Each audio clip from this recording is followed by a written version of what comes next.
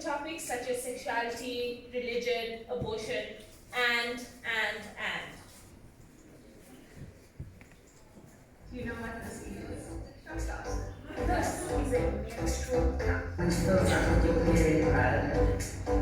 The average woman uses 350 pads a year. That's a lot of landfills being filled with just pads. 2.6 million girls cannot afford sanitary products. The average packet of pads costs 20 rand. This means that some of these girls will miss school because of their menstrual period. Smaller organizations such as the Mina Foundation are providing free menstrual cups. The cup is folded like this and then inserted until it pops open. After the cup fills up, it should be removed. The Mina cup fills up and gets empty every 6 to 12 hours. The cup lasts about 5 years. And how is it loyal for 5 years? I wouldn't use it because I feel it's quite a new thing. I use chocolate for the problem. I'm not going to use chocolate yet. So it seems much more comfortable than a tampon. I use one because it's easier than using tampons and pads, and it lasts longer, and I just find it to be better for me. My name is Naeemah Dudan, and I'm the Snapchat lead for #OurStories. My colleagues call me the menstrual reporter because I do a lot of stories about periods. There's a big problem with tampons and pads. They're bad for the environment and they're not good for your wallet either. So what do we do? It's really handy dandy, it's soft to the touch, feels like a little pillow for your punani or whatever you call it. So that's me. Last year, just like you guys, I was in grad school and I, more than anything, wanted to be a political investigative journalism in print. And here I am a whole year later and I'm doing something completely opposite to that. And I often ask myself how I got here. And in order to answer that, I have to take you way, way, way back when. So I'm from South Africa, and South Africa is a really, really interesting country. In the 1600s, South Africa was colonized by the Dutch, and in the late 1700s, colonized by the British. And that colonization brought about apartheid, which was major inequality in the country between white people and people of color. This meant that people of color couldn't even use the same bench as white people, go to the same beaches as white people. And this created major inequality in terms of education and living situations in the country. And so in 2015, there were two major movements that came about, #Roads Must Fall and #FeesMustFall. Roads Must Fall spoke to a statue of Cecil Rhodes that was at a university, and students had had enough of praising these colonizers who had came into our country and taken it as their own. And after months of planned disruptions, the statue was finally taken down. And that sort of led into the larger Fees Must Fall movement. And that meant that thousands of students across South Africa took to the streets to demand free, quality education. And I was in those movements. I was an activist in those movements. And what we had found was that the media didn't use our voices to tell the stories that were happening. They lacked credibility in that. So much so to the point that students would not allow media into meetings because we just felt that they weren't telling our story and they weren't telling it properly. So here was little me in the midst of all this chaos, and I wanted to do something. And it was insane because I got tear gassed multiple times. I have close friends of mine who were shot with rubber bullets, had to be taken to hospital, that type of thing.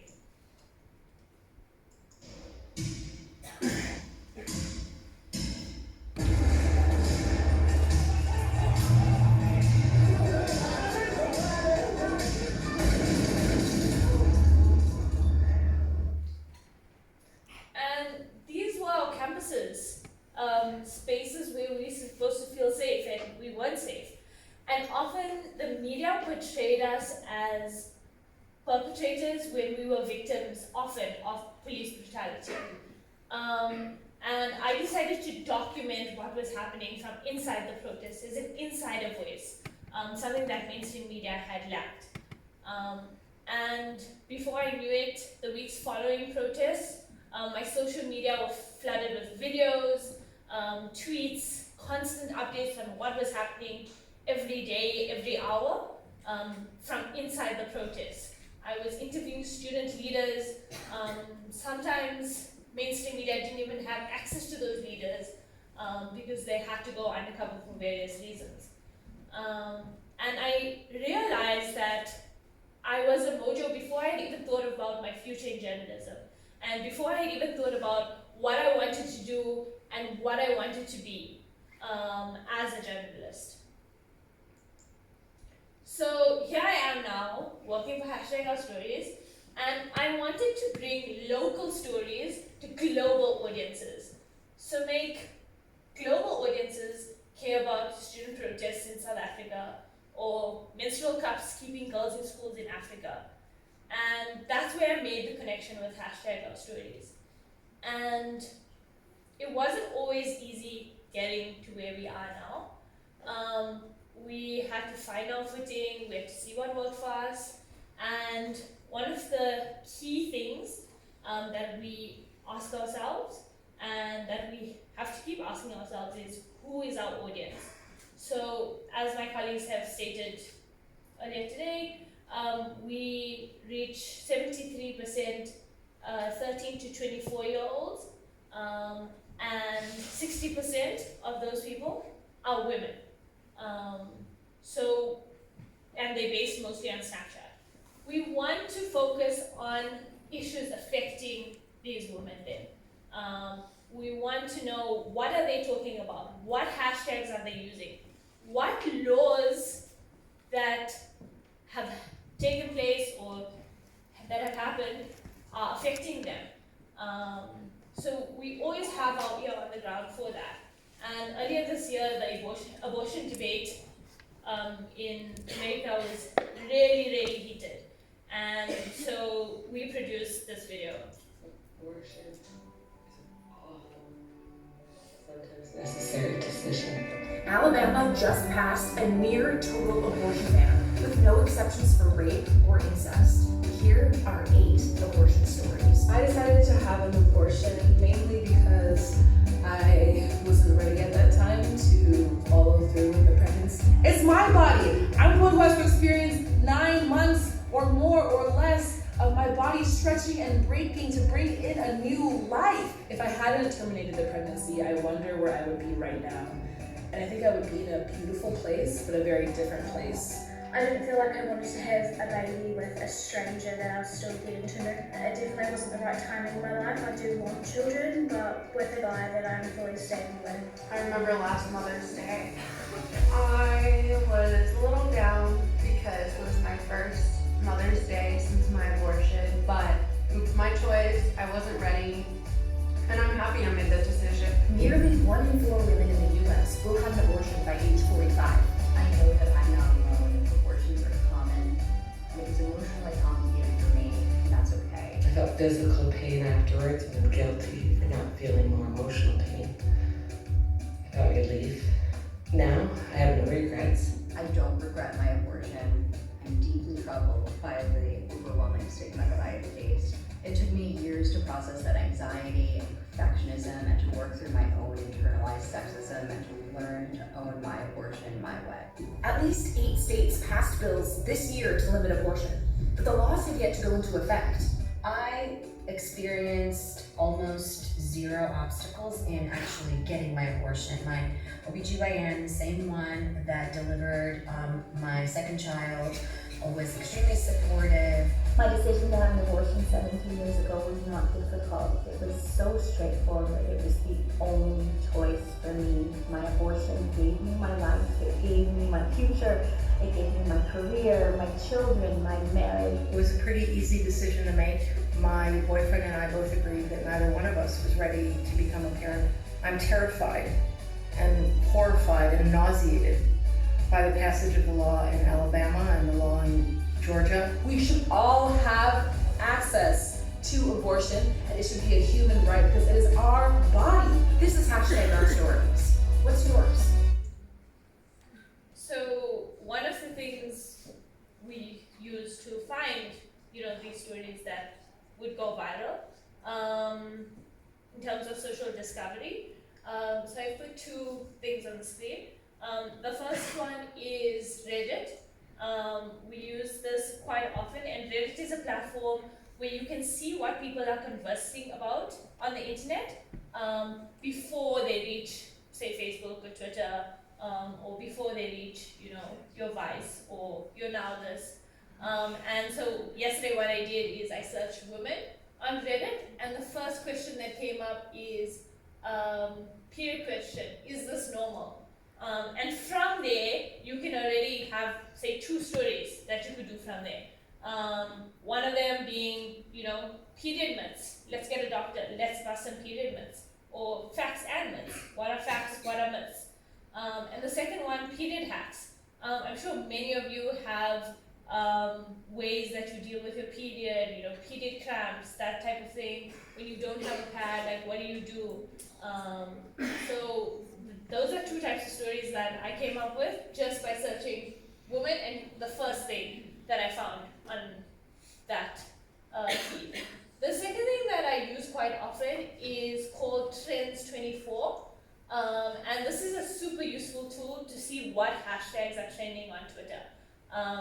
At any time, in any country or any region, you can find the top 10 Twitter trends. And it will show you in terms of hours. So 1 hour ago, 2 hours ago, 3 hours ago, 24 hours ago, etc. So these are really useful tools in order to find stories that could become viral before they do become viral. So in order for us to get where we are today, reaching up to 7 million people daily, we tried a bunch of shit. We did like Game of Thrones locations, we did coolest libraries in the world, and those aren't stories we're particularly proud of, but they're stories that have made us better and made us into who we are now. So in order for us to really understand what it is we wanted to give our audience, we have to understand what a #OurStories story is. And so we asked ourselves 6 questions. Firstly, relevance. So what and why now? So what? Why do I care about the story? Why is it important? If someone falls down the stairs now, is that a story? Like, why do I care about it? And why now? Why am I telling the story now as opposed to 2 months in the future? Or why didn't I tell it 2 months ago? That's really, really important to why we're telling the story. Factual. So you have to make sure that you're not fear-mongering when you're telling stories. Make sure that there are statistics to back up these stories, and that there are multiple sources and multiple people who have verified the facts of the story. So we did a story about the FDA, which is the Federal Drug Administration, who came out to say that there was breast implants, certain breast implants were related to a certain type of cancer. And we had originally found this idea of breast implant illnesses. And breast implant illnesses isn't a thing on its own. So you won't go to a doctor and they say you have breast implant illnesses, but a lot of women online came out to say that they had experienced certain things, so like headaches, fevers, vomiting, nausea, due to their breast implants. And so this is the story that we did. This is what was inside of my body for over 6 years. Right here.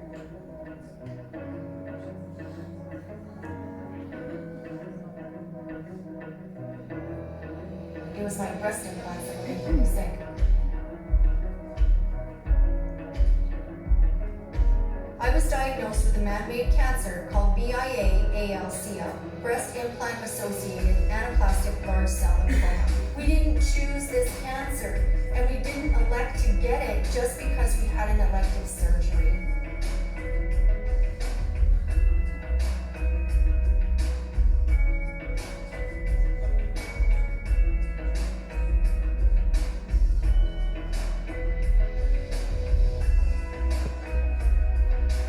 Pain in our hands, our joints hurting all the time, our bodies feeling bruised. So many people have done it, I just thought it was an easy thing.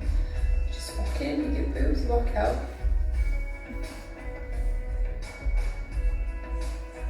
If breast implants is something that you've been wanting for a long time and it's on your bucket list and you've been saving up for it, I want you to just reconsider it. I had fake boobs for almost 20 years and man, they were pretty. I loved them, but they didn't love me. No amount of boob will make you more or less beautiful. Are your fake boobs making you sick?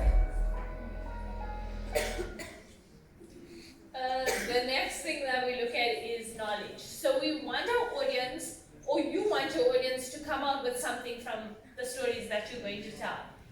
What do they learn from your piece? What do they take away from it? What new thing do they know now that they didn't know before they watched your piece? My face, my skin, my arms, my thighs. This is a presentation of my lupus flare. It starts off as a small bump and then grows into a large nodule on different parts of my body. Lupus is an autoimmune disease that predominantly affects women between the ages of 20 and 40 years old.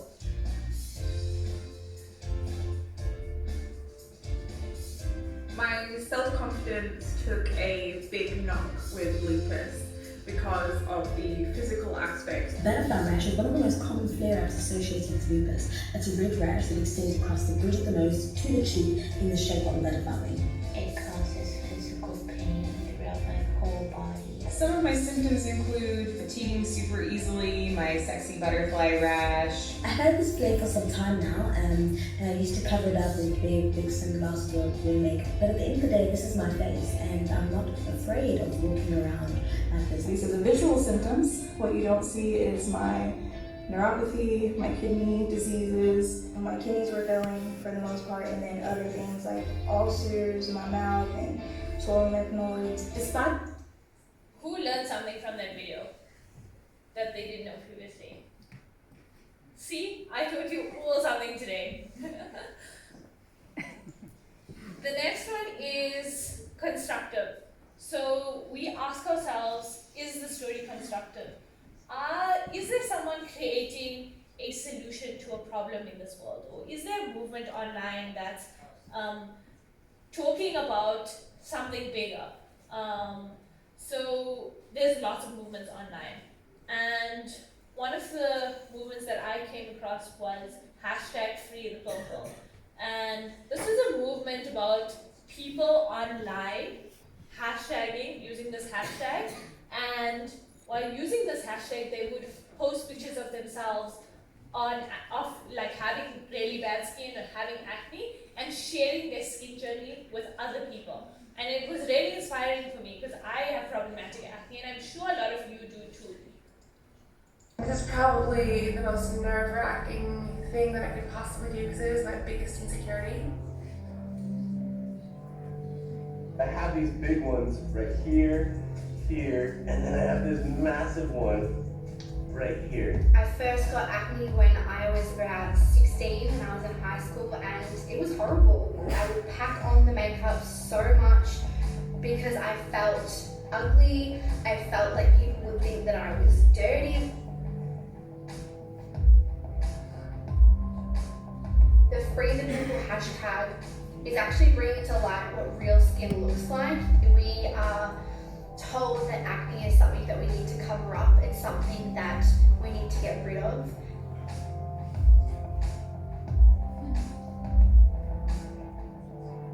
I've been dealing with acne for the last 10 or 11 years, and I've heard every comment from "you're growing a second head" to "oh, you look like a leopard" because there's spots all over your face, and I can play, like, connect the dots.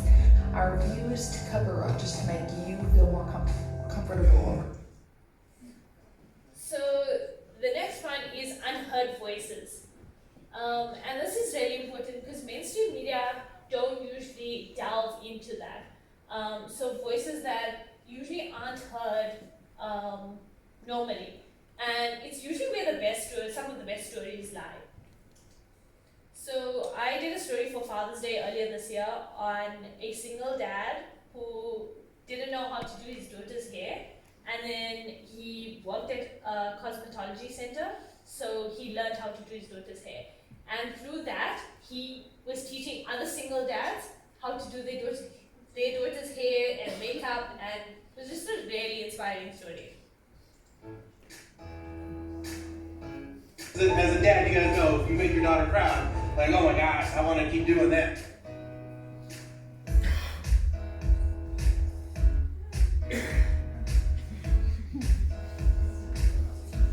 I'm a single dad, and my daughter was about 2 years old, and I didn't want to keep taking her to daycare with her hair looking all a mess. I had cut her bangs a couple of times, and I felt bad because I didn't want to just have to keep cutting her bangs because I didn't know how to do hair. I would go over there during my lunch hours and have one of the students over there teach me on a mannequin how to do, a ponytail, how to do braids. I would go home and I'd practice them on the daughter, and I found that it was like a really good way for us to bond. Do you like it when I do that? Why is that? See, look at that, and sideways. What is your favorite style for me to do?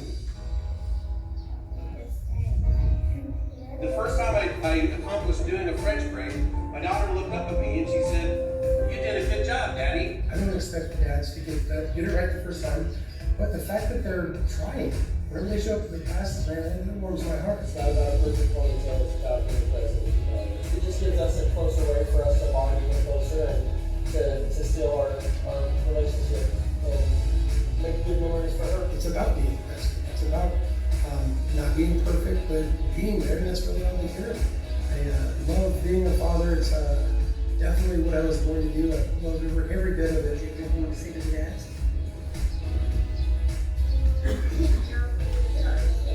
This is #OurStories. What's yours? And the last thing that we ask ourselves is the story unique? Is anyone else telling the story? Is it sustainable?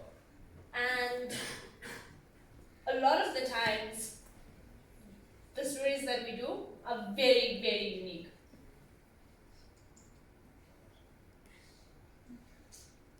So one of the really important tips I'd like to share with you guys, I'm not saying that this will work for all the stories that you're doing, because it depends where you publish. We mainly publish on Snapchat, Facebook, and Instagram, and we're going into YouTube. But optimize for the platform that you're publishing for. And the next few slides is going to show you how to do that. So basically, you just have to experiment with lots of things to see what works for you and your audience. So tiles and thumbnails are really, really important. They determine whether a person will actually click onto your story. And I know there's been a lot of conversation earlier today about tiles and thumbnails and headlines as well, which is the next slide. But some things that we found work and don't work for us, implied motion. So someone doing something, an action shot of someone really works for us. The second one is something like strange or weird. You're automatically bound to click on that because, why not? And we found that profile shots of random people don't really resonate with our audience. So we try to stay away from that, because from that picture you don't really get a lot of information. And audiences like to connect with your stories on a personal basis. So we try to avoid profile shots.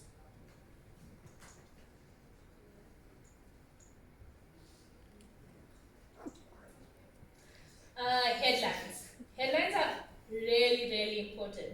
And there was a discussion earlier about clickbaity headlines and, you know, how it works. And Sumaya had mentioned in her workshop that sometimes you just have to do what you have to do, and there's a balance that you use. And so some of the headlines that we found work for us, and the way I would describe it is the first one, basically descriptive. What is the story about? So born with one breast and embracing it. This is a story about a lady who was born with one breast and she always felt ashamed, and now she has her own show called The Devil Woman, and she uses that show to empower other women. And she, you know, now embraces her body as it is. And the second one is create a curiosity gap. So make the audience want to know what's going to happen in the story. So she experienced sexism, so she created this. I won't tell you what the story is about, because I hope you have a big enough curiosity gap to go and check that story out on our profile. And the third one is make the audience feel like you've tailor-made the story for them. So use words like you or your. It will make the audience feel a personal connection to the story. The last one that is really important is engagement. So make the audience feel like they are part of the story, and ask your audience questions on your story to produce the next story. And let them know that their opinions matter by using those voices that they produce in new content. Engagement is often a word that people just throw around. And you get different levels of engagement, so likes and comments. For us, the most successful engagement is when someone watches a piece of ours and takes out their camera and films themselves in a selfie video, telling us their opinion on the story or how they feel about the theme or that type of thing. So the first abortion video that I had shown you, we did a sort of flywheel. We asked people to share their views on the abortion debate, and we then produced a second story from there. My thoughts on the abortion ban being passed in Alabama and Georgia is that it's completely our body, our choice. Abortion has always existed. Abortion will always exist. All any of these laws are going to do is to impact the people that are the most vulnerable. If there's 3 things that you could take away from my presentation, I would love for you to understand your audience and who you're delivering content to, and deliver relevant content to that audience. And understand the type of stories you want to tell and the ones you don't want to tell. That will automatically make your content 10 times better. And optimize for the platform that you're on. So if you're on Snapchat, use the tools there to make the best story you can. And use the tools that I've shown you, like tiles, headlines, engagement. Use that to make an amazing story. So I hope you use these tools that I've taught you today to make the next viral video, or to make your next video go viral.